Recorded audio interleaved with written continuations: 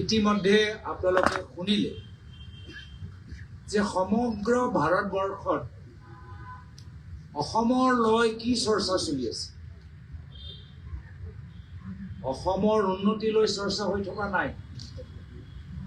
অসমৰ উদ্যোগৰ আমাৰ থলুৱা উদ্যোগ বৃদ্ধি লৈ চৰ্চা চলি থকা নাই। অসমৰ চাহ উদ্যোগ লৈ চৰ্চা চলি থকা নাই। অসমীয়া সংস্কৃতি যি সংস্কৃতি দৰ্শন প্ৰায়তো জুবিন দা, ভূপেন হাজৰিকা, জ্যোতিপ্ৰসাদ আগৰৱাল, লক্ষ্মীনাথ বেজবৰুৱাই যি দৰ্শন কৰিছিল সেই বৰ অসমৰ কথা বাহিৰত চলি থকা নাই। বাহিৰত কি চলি আছে? বাহিৰত কি চৰ্চা চলি আছে? যে অসমৰ মুখ্যমন্ত্ৰী আৰু তেখেতৰ পৰিয়ালৰ সদস্যসকলে কিমান মাটি, কিমান বাগান, কিমান সম্পত্তি অসমৰ ভিতৰত আৰু ভাৰতৰ বাহিৰত তেওঁলোকে কমাবলৈ সক্ষম হৈছে। এইটোৱে হ'ল আমাৰ আজিৰ তাৰিখৰ পৰিচয়। যি অসমৰ পৰা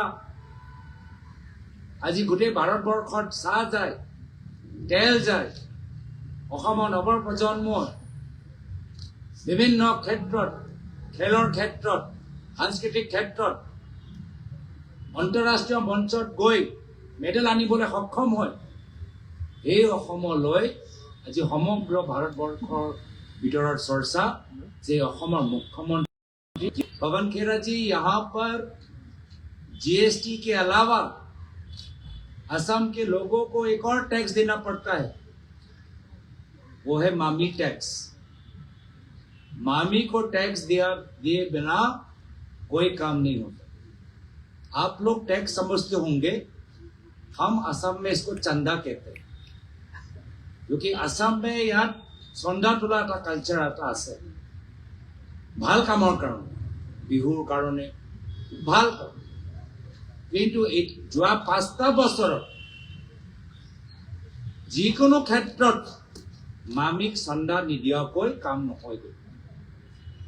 मामी चंदा एक नया चंदा यहाँ पे शुरुआत हो गया। किमान दुखर कथा, এইখিনি কথা আমি অসমৰ প্ৰতিটো ঘৰৰ ভিতৰত পাতিয়ে থাকো, কিন্তু এতিয়া আমাৰ কথাখিনি বাহিৰলৈ গৈছে আৰু আমাক এটা লজ্জাজনক স্থিতিলৈ ঠেলি দিছে, যাৰ পৰা আমাক পৰিত্ৰাণ লাগে। हम नहीं चाहते कि असम के बाहर असम को लेकर सिर्फ एक भ्रष्ट मुख्यमंत्री को लेकर चर्चा। हम चाहते हैं कि असम को लेकर हमारी प्रतिभा, हमारी संस्कृति, हमारा इतिहास, हमारा राजनीतिक योगदान, हमारे स्थानीय उद्योगपति, इसको लेकर चर्चा हो कि भारत के विकास में असम की कितनी अहमियत है, इसको लेकर चर्चा हो। पर लेकिन चर्चा इसकी विपरीत हो रही है। কিছুমান ফেক ভিডিঅ' বিজেপিয়ে লৈ আমাৰ মানুহখিনিক অলপ আৰেষ্ট কৰিছে। কি ফেক ভিডিঅ' মই নাজানো,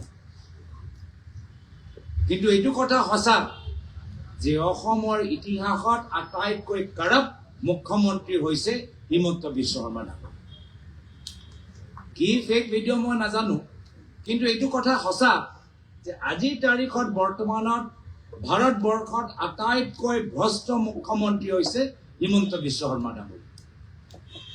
अभी कुछ हमारे मीडिया के दोस्तों को कुछ फेक वीडियो के लिए अरेस्ट किया गया, पर मुझे पता नहीं क्या फेक है, क्योंकि आपने जैसे कहा ये सही है। लोग जानते हैं कि सबसे भ्रष्ट मुख्यमंत्री असम के इतिहास में और वर्तमान में भारत में हिमंत बिश्व शर्मा जी।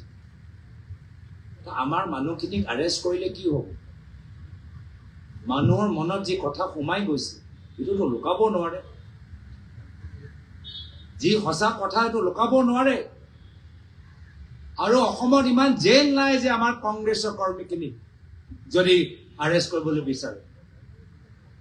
আমাৰ এইকেইটা দিনৰ ভিতৰত কংগ্ৰেছ দল ইমান শক্তিশালী হৈছে, মই চ্যালেঞ্জ কৰিছো হিমন্ত বিশ্ব শৰ্মা ডাঙৰীয়াক, অসমৰ ভিতৰত ইমান জেল নাই আমাৰ কংগ্ৰেছ মানুহক জেললৈ পঠাব। এজনক পঠালে 10জন থিয় হৈ আছে। আৰু যদি কিবা এটা ফেক কথাৰ কাৰণে যদি জেল পঠাব পাৰা যায়, अरेस्ट কৰিব পাৰা যায়, प्रथमे तो मुख्यमंत्री निजके अरेस्ट करब लगे। आज अगर फेक वीडियो पे अगर अरेस्ट हो सकता है फेक चीजों पर, तो सबसे पहले तो मुख्यमंत्री को अरेस्ट करना चाहिए।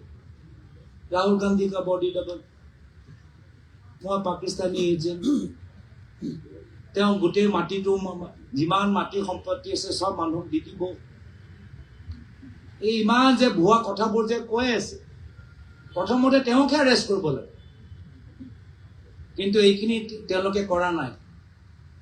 তেওঁলোকে আজিৰ পৰা বহুত বছৰ আগৰ নেলি কাণ্ডৰ লৈ তেওঁ কিছু কাগজ ওলাবলৈ বিচাৰিছে।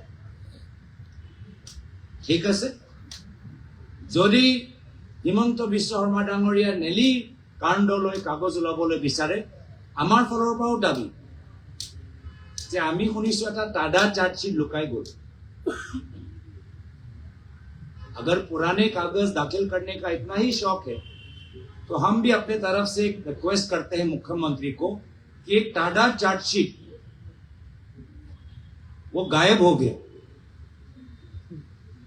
उसको भी दाखिल करें और लोगों के बीच में उसका फोटोकॉपी दे। मानवेंद्र शर्मा रिपोर्ट, उसको भी लेकर एक चर्चा होना चाहिए।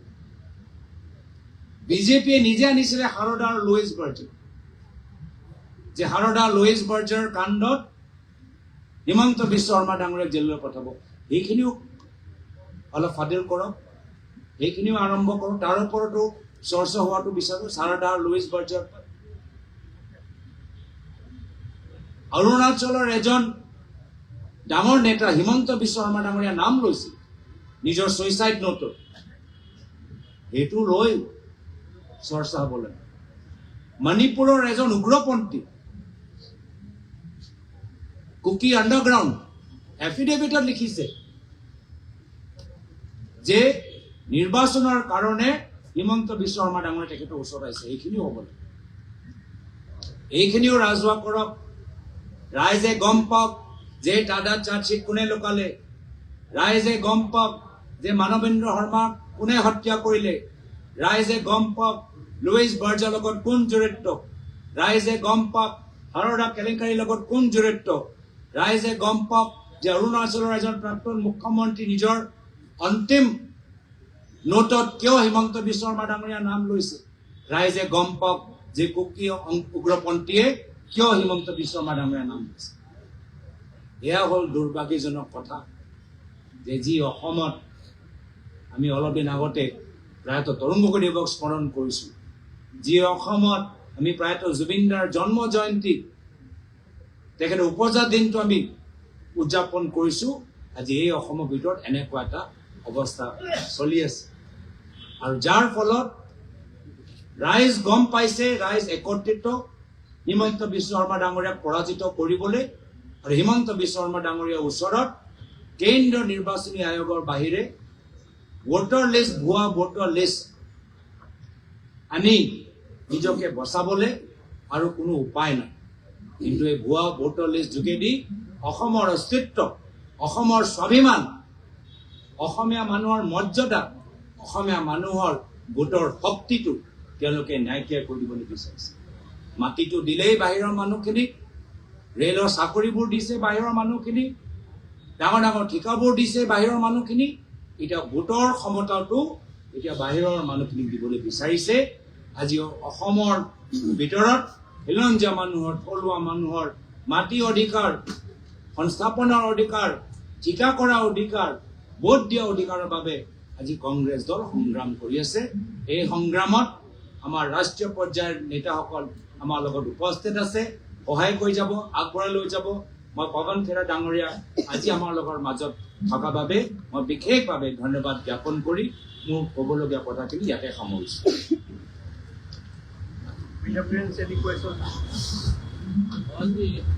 ये वोट चोरी का जो मामला है, ये तो बिहार में काफी जोर शोर से आंदोलन और सभी विपक्षी दलों को उठाई, लेकिन बिहार की जनता उस मुद्दे को कहीं न कहीं खारिज कर। आपको क्या लगता है कि असम में उस मुद्दे को जनता ने अप्लाई किया? जो आप कह रहे हैं कि बिहार की जनता ने वोट चोरी के मुद्दे खारिज कर दिया, मैं उससे सहमत इसलिए नहीं हूँ कि बिहार के चुनाव में जिस तरह से SIR हुई, हम लगातार सबूतों के साथ आपके सामने आते रहे कि ये 65 लाख 68 लाख लोगों के नाम कैसे काटे जा रहे हैं। तो ये चुनाव जैसा हुआ वो आपके सामने है।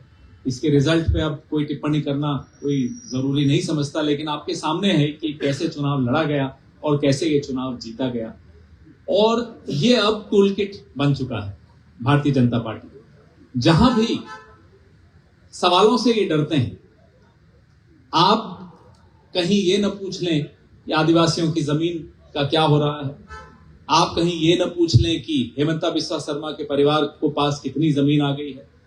इन सवालों से डरते हैं, इसलिए ये चुनाव आयोग के पीछे छिप कर चोरी करते हैं। इसलिए ये समाज में विवाद भी पैदा करते हैं। जो अभी गौरव जी बड़ी अच्छी भाषा में बोल रहे थे, थोड़ा थोड़ा समझ में भी आ रहा था मुझको, कि पुरानी चीजें निकाल कर लाएंगे, विवाद पैदा करेंगे समाज में।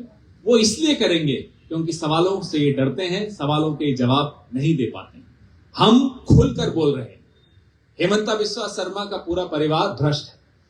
जमीनों का इन्होंने बहुत हेर फेर की है।